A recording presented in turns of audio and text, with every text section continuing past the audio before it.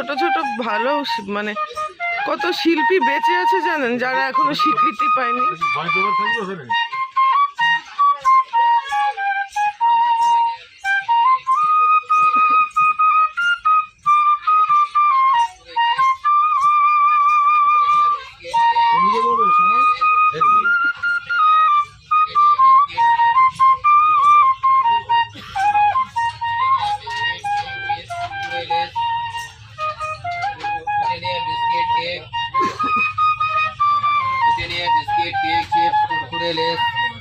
এটা কি ঘুষখোরা?